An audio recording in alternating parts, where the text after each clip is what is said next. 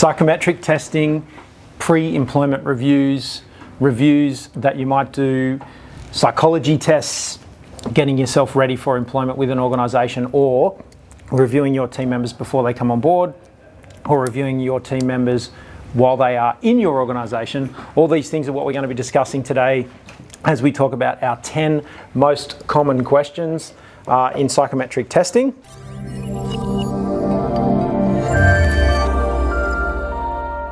Okay, question one is what is involved in a psychometric test.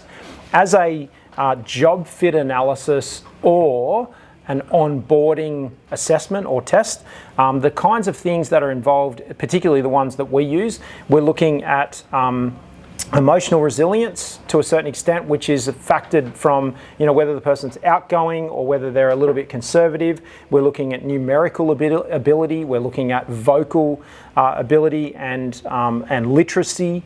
We're looking at the depth of knowledge around the vocabulary. So somebody who is a copywriter in marketing, for example, that writes lots of the words for the marketing team, needs a really deep vocabulary with a lot. A lot. So someone who's well read, done lots of reading. We're looking for people in the finance team and the analytics team looking for a deep level of numerical ability. For somebody in my position as a leader and a manager, needs to have a high level of pace.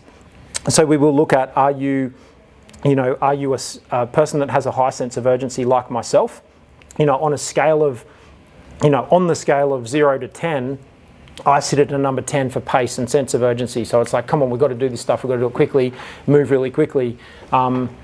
And in the middle is fine, but some roles require a high sense of urgency, and then some roles require people to be quite methodical.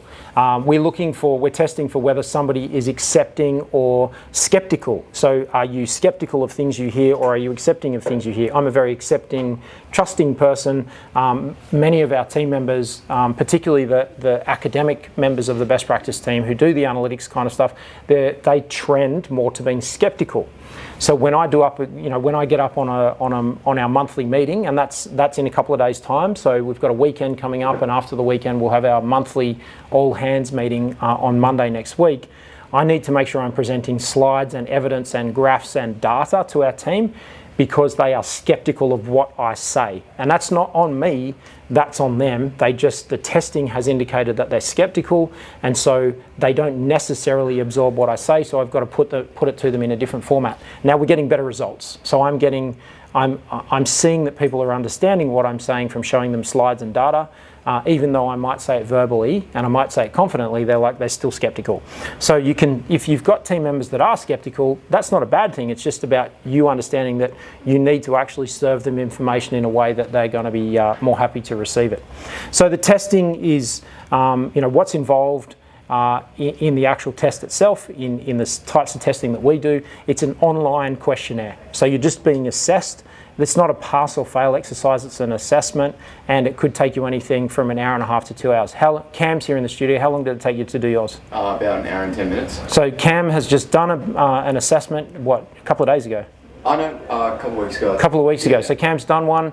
It took him about an hour and 10 minutes. So that data is then valid for about 24 months. So I can use that data on Cam's test, and I can run different reports. I can see where Cam fits into the team.